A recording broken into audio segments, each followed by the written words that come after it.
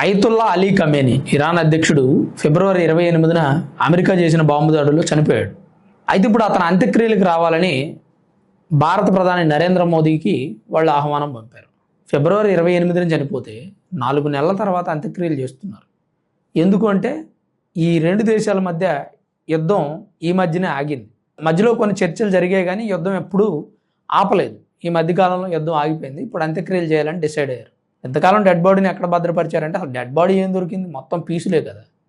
Bomb వేస్తే దెబ్బకి Ayatollah Khamenei ఫ్యామిలీతో సహా మొత్తం మసి అయిపోయారు. ఎంతమంది చనిపోయారో కూడా తెలియదు.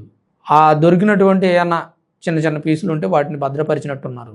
వాటితో అంత్యక్రియలు చేస్తారు. వాళ్ళ మతాచారం ప్రకారం కొన్ని పద్ధతులు ఉంటాయి కదా, ఆ పద్ధతుల ద్వారా అతనికి అంత్యక్రియలు చేస్తారు.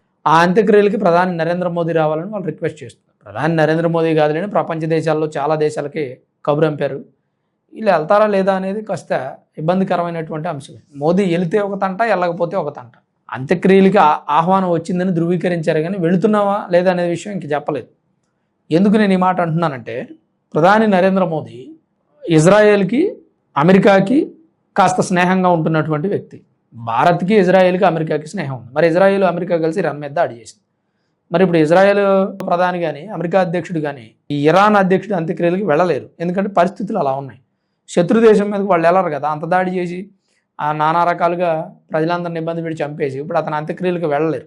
వెళ్ళారు అనుకోండి, ఇది ఎలా ఉంటుందంటే, మధ్యాహ్నం నేను ఒక న్యూస్ చెప్పాను.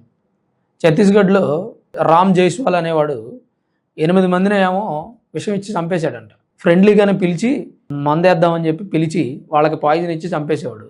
ఆ తర్వాత వాళ్ళ అంత్యక్రియలకు వెళ్ళేవాడు. పెద్ద కర్మ రోజు కూడా వెళ్ళి భోజనాలు చేసేవాడు. వీడిది ఒక చిల్లర కొట్టు. ఆ చిల్లర కొట్టు దగ్గరికి వచ్చి అవడానికి గొడవ పడితే వాడిని మనసులో పెట్టుకుని, ఆహా నీ వ్యవహారం ఎట్టుందా, నీ అంత తేలుస్తారా, నీ పని చూస్తారని గుర్తుపెట్టుకునేవాడు. వాడితో మంచిగా స్నేహం చేసి వాడిని మందు ఆడడానికి తీసుకెళ్ళి వాడిని చంపేసేవాడు. ఆ తర్వాత దొరికిపోయాడు. 8 మందిని చంపాడు 4 నెలలు. ఇప్పుడు ట్రంప్ కానీ ఇజ్రాయెల్ ప్రధాని కానీ వెళ్తే ఇలానే ఉంటుంది సేమ్. వీళ్ళే చంపేసి వీళ్ళే అంత్యక్రియలకు వెళ్ళినట్టుగా ఉంటుంది. ఎందుకంటే దరిద్రం మరొకటి ఉండదు.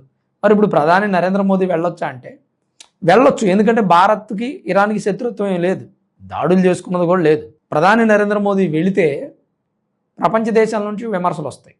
ప్లస్ ఇంకోటి ఏంటంటే, ట్రంప్ ఇజ్రాయెల్కి భారత్కి మధ్య స్నేహం చెడుతుంది. మరి అంతే కదా, ఇప్పుడు వాళ్ళిద్దరితో మనం మంచిగా ఉంటున్నాం, ఇప్పుడు ఈ అంత్యక్రియలకు వెళ్ళారంటే పరిస్థితి ఏంటి?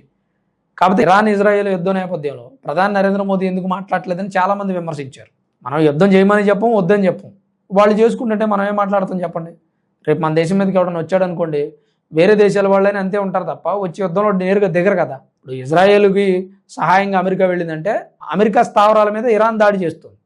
సో అలాంటి పరిస్థితి ఉన్నప్పుడు ఇండియా కూడా నేరుగా యుద్ధంలో దిగుతుంది. మరి ఇరాన్ లాంటి దేశంతో మాకు ఎప్పుడు శత్రుత్వం లేదని ఇండియా చెప్తూనే ఉంది. కాకపోతే యుద్ధం జరుగుతున్నప్పుడు పాల్గొంటే మిత్రుడు, పాల్గొనకపోతే శత్రువా? ఆలోచించండి ఒకసారి ప్రాక్టికల్. ఇరాన్ సపోర్ట్ చేస్తూ ఆ మధ్య చాలామంది మన భారతీయులు వీడియోలు చేశారు. మరి ఇప్పుడు అయతుల్లా ఖమేనీ అంత్యక్రియలకి ప్రధాని నరేంద్ర మోదీ వెళ్ళకపోతే మళ్ళీ ఏం విమర్శిస్తారో చూద్దాం. అసలు మరి ఈ ఖమేనీ అంత్యక్రియలు 4 నెలల తర్వాత జరగడం ఏంటి, ప్రధానికి ఆహ్వానం పంపడం ఏంటి, ఇంకా బయట దేశాల వాళ్ళని కూడా పిలవడం ఏంటి, మీ అభిప్రాయం ఏంటి, అసలు మీరేమనుకుంటున్నారనేది తప్పకుండా కామెంట్ రూపంలో రాయండి. Thanks for watching this video.